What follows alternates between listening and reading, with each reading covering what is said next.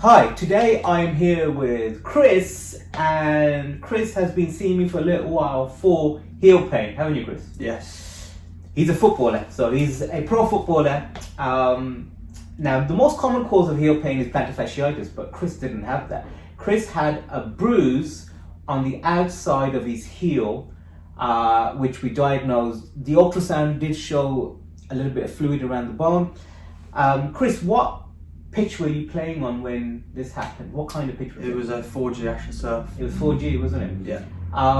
So let me explain to the viewers and to yourself what a bone bruise is. Now, a bone bruise is when you get trabecular microfractures with a hemorrhage, but it doesn't damage the bone, so you don't get a discrete fracture and you don't get a change in the contour of the bone. Essentially, it's bruised and you ain't broke it. Right? Yeah. So what Chris was doing was he changed the way he was running, so he was running more on his forefoot, and a lot of footballers do this. And what we're really worried about that is when we get footballers doing that is they damage the calf and they damage the Achilles because they're loading more on the forefoot. Chris, how has it been the last couple of days?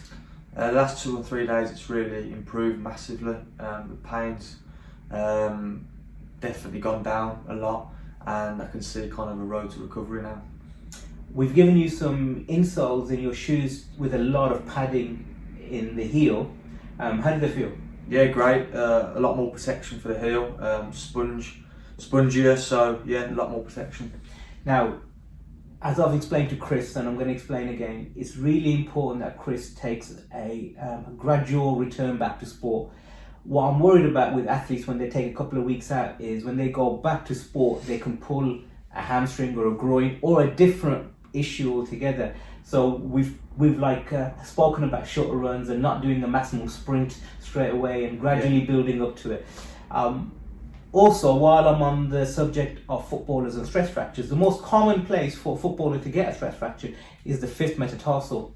Most football shoes are made for slim feet. Now, a lot of my patients are Afro-Caribbean and they've got wider feet, so they tend to put a lot more force on the fifth metatarsal. With Chris, what I suspect is when you play on a 4G pitch in certain weather, you are taking more impact on bones.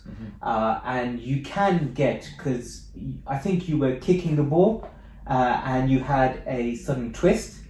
And I think that's what led to the loading of the bone. But anyway, I hope you are going to be all right. So do I. Yeah. Thank you very much for coming to the clinic. Cheers. Thank you.